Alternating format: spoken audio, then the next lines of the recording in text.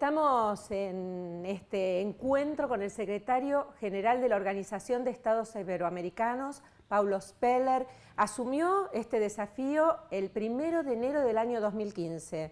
Su formación es en psicología, tiene un título de grado, una maestría y un doctorado en ciencias políticas. Un hombre que se ha formado en distintos países del mundo, tiene una mirada internacional que viene acompañándolo a través de su formación. Paulo Speller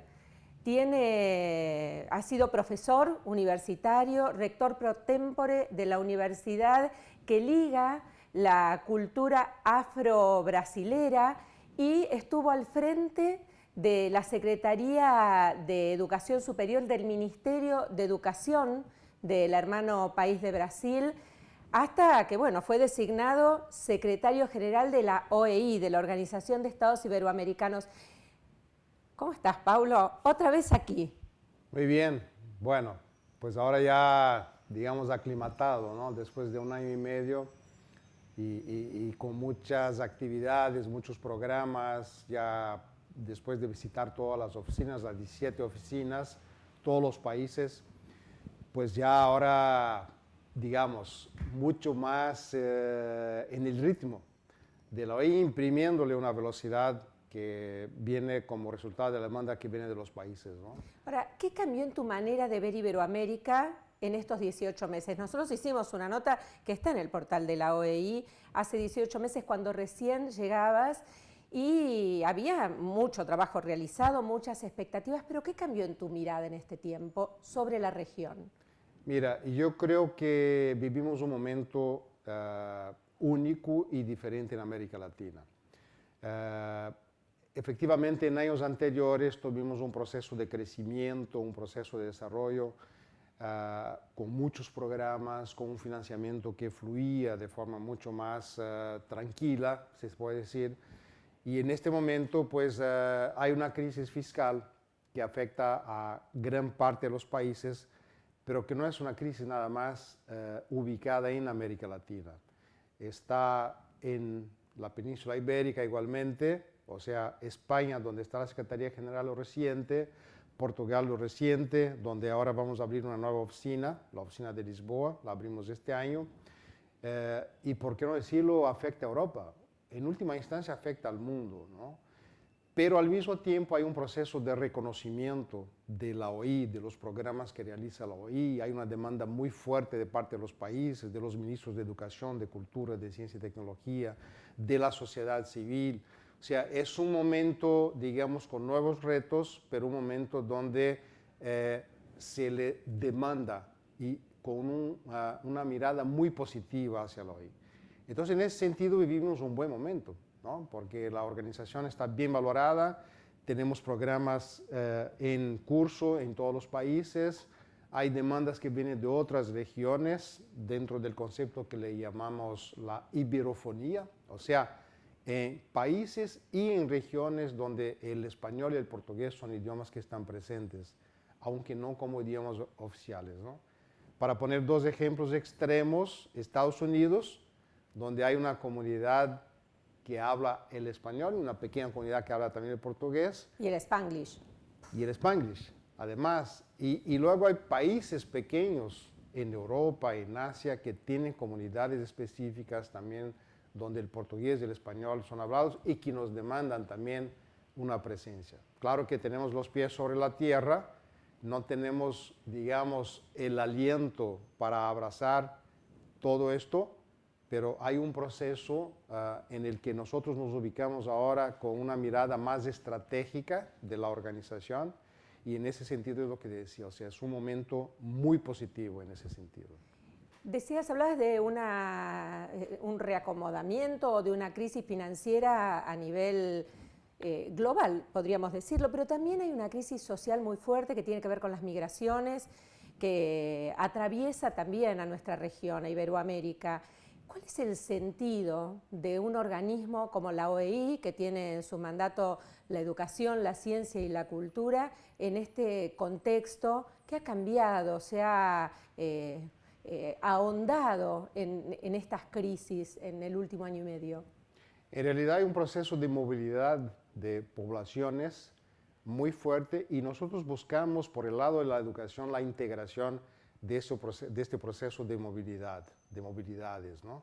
Ya sea en la educación superior, en la que no hemos avanzado significativamente en la región y ahora estamos impulsando con un nuevo programa que busca enlazar, o sea, establecer enlaces entre los países y nos hemos puesto un objetivo fuerte, 200.000 movilidades en los próximos 5 años, integradamente en el espacio iberoamericano del conocimiento, donde está la Secretaría General Iberoamericana, donde está el Consejo Universitario Iberoamericano y estamos nosotros, la OEI, justamente donde llevamos la Secretaría Técnica de este espacio.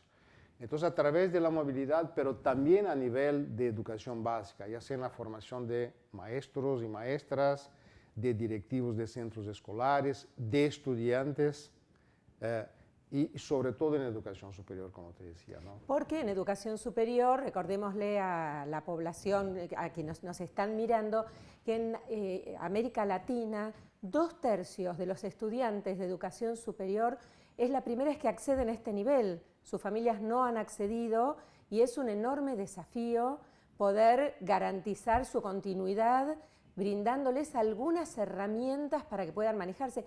Y también 2/3 de estos estudiantes nunca han salido de sus países. Además, sí. Y fíjate, y estamos pegados muchas veces unos a los otros. Se cruza una calle, se cruza un río o se viaja en bus para llegar a otro país. Y entonces, este proceso también es un proceso nuevo, ¿no? Si tomamos el ejemplo de Brasil con respecto a sus vecinos hispanohablantes, el contacto que había hace un par de décadas era prácticamente nulo, se restringía a las fronteras. Y ahora hay una movilidad mucho más fuerte, el turismo que crece mucho, pero estudiantes, ¿no? Brasileños que quieren aprender el español, argentinos que quieren aprender el portugués, pero también hacia el norte, hacia México, hacia Centroamérica, hacia el Caribe. O sea, esta movilidad en la región igualmente hacia la península ibérica y desde la península ibérica, desde Portugal, España y Andorra, para que conozcan nuestra realidad. Y eso nos abre puertas importantes, o sea, estamos hablando de un proceso de integración y de movilidad hacia países europeos. O sea, a través de Portugal, a través de España, eso nos abre puertas. Con la certificación que tenemos ante la Unión Europea, pues tenemos ya una serie de programas financiados por la Unión Europea que nos permite pensar en esta movilidad tan importante con el continente europeo. Pero no solamente. Si te acuerdas bien, en el año 2014, nosotros incorporamos también a los países lusófonos de África y Asia, Timor Oriental y los 6 países africanos donde el portugués es lengua oficial. Entonces aquí también, todavía como observadores, pero ya estamos iniciando algunos programas en esos países a partir de Mozambique inicialmente, ¿no? Entonces eso también nos abre otras puertas hacia África, hacia Asia, lo que te decía, con este concepto de la iberofonía, donde el portugués y el español están presentes en distintas regiones, esto nos abre perspectivas hacia todas las regiones del mundo. Ahora vamos a seguir hablando de las líneas prioritarias de la OEI en esta etapa, pero quería que nos contaras muy sintéticamente esta campaña que hicieron por Facebook. A veces los organismos internacionales se ven tan estructurados y distantes de las redes sociales para ponerle nombre a este programa de movimiento, una especie de Erasmus iberoamericano. Sí, la idea era esa justamente, primero, o sea, las dos cosas, ¿no? Por una parte, divulgar, difundir el programa, ¿no? Porque para que la idea se masificara un poco entre los jóvenes y nada mejor que usar las redes sociales, ¿no? Lo hicimos a través de Facebook, en la sede de Facebook en Madrid y realmente la repercusión fue muy positiva, ¿no? Y al mismo tiempo buscándole un nombre que fuera, digamos, reconocido en la región, ¿no? Ya sea en Brasil, ya sea en Portugal y en los países donde se habla el español. Estamos concretando ahora, finalizando el proceso. No ha sido fácil, tuvimos miles de ideas, de propuestas y tal, y ahora estamos finalizando el nombre que en pocos días lo vamos a difundir, ¿no? Bueno, entonces a través del portal de la OEI y de la OEI Argentina seguramente se dará a conocer, pero me parecía interesante tratar de mostrar este punto donde los organismos internacionales tienen que tomar cuenta de estas tecnologías, así como el sistema educativo, al que vamos a llegar en un ratito. Pero quería preguntarte, mencionamos y nos detuvimos en la educación superior, en este programa de movilidad que estás impulsando. ¿Cuáles son las líneas prioritarias más allá de esta en la región? Bueno, nosotros trabajamos con un programa que le llamamos el Proyecto Metas Educativas 2021-2021 para la generación de los bicentenarios. Eso se aprobó precisamente en la Argentina, en la Cumbre de Mar del Plata del año 2010, un largo proceso de discusión que se hizo a partir de El Salvador en el año 2008 y en el año 2010 se aprobó aquí. Y ahí establecimos 11 metas muy claras, muy sencillas y con objetivos cuantificados para cada una de ellas. Y ahora nos estamos integrando con el programa aprobado por Naciones Unidas para el Desarrollo Sustentable. Y justamente la meta 4, que tiene que ver con educación 2030, nosotros vemos una sinergia muy positiva entre lo que plantea este programa Educación 2030 y las metas 2021. Y nos integramos efectivamente porque en el Comité Directivo de Educación 2030, que está coordinado por la UNESCO desde su sede en París, nosotros estamos juntamente con otras 30 organizaciones en este comité directivo, donde representamos a América Latina y el Caribe. Y estamos ahora justamente preparando un documento que muestra conceptualmente esta sinergia, esta identidad entre los objetivos y ya proyectarnos estratégicamente hacia el año 2030, ¿no? Eso nos da, digamos, una visión más amplia, más de mediano plazo, y donde además nos articulamos, como te decía antes, no solamente en la región, en América Latina, el Caribe, la península ibérica, pero globalmente, porque es una temática que tiene su prioridad en todo el planeta. Y ahí, en el programa 2030, Educación 2030, nosotros trabajamos juntos integradamente. Desafíos enormes tiene la educación. Después vamos a dedicarnos un poquito a la cultura y a la ciencia, pero cuando uno habla con una persona, te dice, todo cambia, pero la escuela cambia muy poco. ¿Cómo se logra, desde la mirada del director general de la Organización de Estados Iberoamericanos, desde la Secretaría General, esta transformación de una escuela que educaba para la repetición y la transmisión a una escuela de la creatividad, la innovación, que permita la inclusión de todos los ciudadanos? Uno de los papeles, casi la misión más importante que tiene la OEI en el campo de la educación, es la de permitir que se compartan buenas prácticas, programas que han sido exitosos en algunos países, en algunas regiones, con los demás. Y es justamente lo que vamos a hacer ahora en la Conferencia de Ministros de Educación, que la vamos a realizar el día 11 y 12 de septiembre en Andorra. Y la plataforma de buenas prácticas que estamos preparando busca justamente recoger estas buenas prácticas que las van a presentar los ministros, pero no nos detenemos ahí. Lo más importante es lo que viene después. O sea, ¿qué hacemos con esta plataforma? Y lo que estamos planteando es la estructuración de un instrumento, un observatorio, digamos, pero un observatorio con un sentido proactivo, ¿no? Que tenga una estructura efectiva que le permita llevar estas buenas prácticas a los demás países, ¿no? Compartir estas buenas prácticas. Como lo decíamos, los contactos entre los países muchas veces se hacían a través de otras regiones, a través de Europa, a través de Estados Unidos, y lo que ponemos sobre la mesa en este momento es la perspectiva de que hablemos directamente entre nosotros con nosotros. Y ahí es donde la OEI cumple un papel imprescindible, ¿no? Y es lo que buscamos. Eso lo hicimos en mayo, cuando realizamos la Conferencia de Ministros de Cultura en Cartagena de Indias. Y justamente también con esta metodología de compartir las buenas prácticas. Y ahí creamos un instituto, ya creamos los mecanismos con un conjunto de becas que permite que los equipos de los diferentes países, según sus intereses, puedan conocer las experiencias de otros países, llevarlas, invitar a la gente.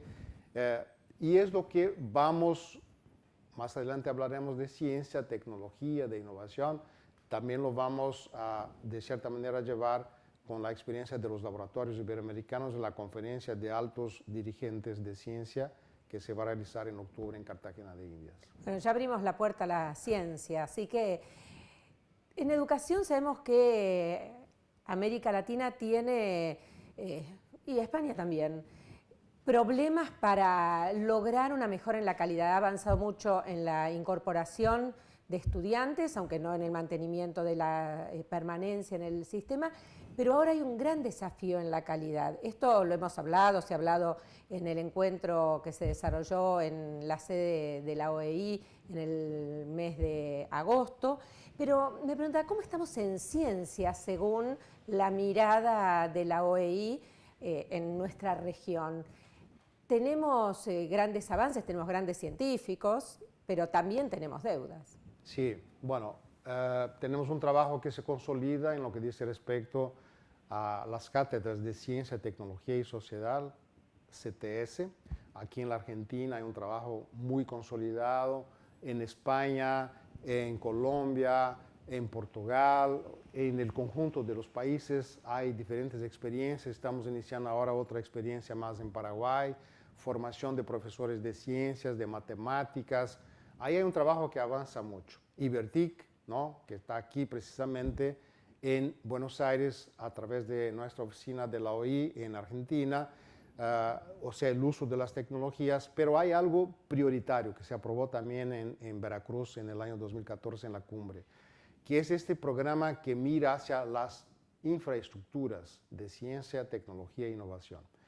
Y es un programa donde la Argentina tiene un papel muy importante, porque desde el Ministerio de Ciencia y Tecnología se lleva ya un proyecto basado justamente en la propuesta que se hizo en Veracruz, que la llevó la Argentina, y ahora la vamos a presentar y la vamos a probar en cuanto a su implementación más efectiva en la región, en la reunión de altos dirigentes de ciencia, tecnología e innovación en Cartagena, al principios del mes de octubre.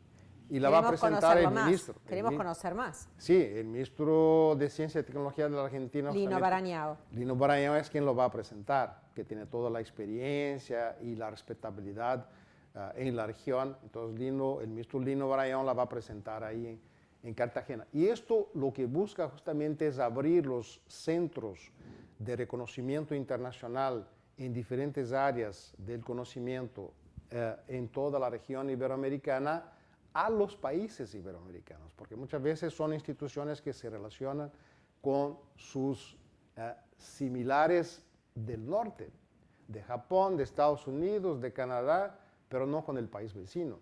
Entonces esa es la idea, o sea, y vamos a empezar justamente por el área de salud, que es un área prioritaria en la región, y tenemos instituciones muy reconocidas en el campo de salud, y ahí vamos a abrir un programa de movilidad de científicos y de jóvenes doctorandos, o sea, estudiantes de doctorado en diferentes países que no tienen este acceso, para que tengan acceso a estos centros en España, en Portugal, en Argentina, en Brasil, en Colombia, en México y en otros países. Y cuando piensa en salud, piensa en dengue, piensa en Zika.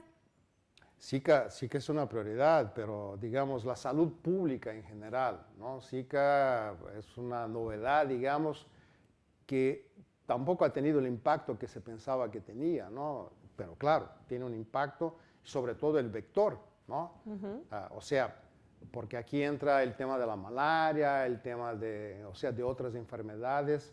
Entonces, hay que compartir estas experiencias, ¿no?, con los países más pequeños, con menos estructura, y donde sus científicos, sus cuadros técnicos de los ministerios de salud, de las universidades, de los centros de investigación, puedan conocer ese trabajo que ya se realiza en la región. Y no solamente, Paulo, conocer el trabajo, sino que hablamos de estudiantes y de movilidad. Los mosquitos no piden permiso. Ahí está. Las fronteras no existen para ellos y es necesario pensar en políticas regionales también, en temas de prevención de salud, ¿no? Exactamente, sí, porque, bueno, los mosquitos cruzan la frontera. Sin pasaporte. Sin pasaporte, y nosotros igualmente cruzamos la frontera con lo que nos dejó el mosquito, ¿no?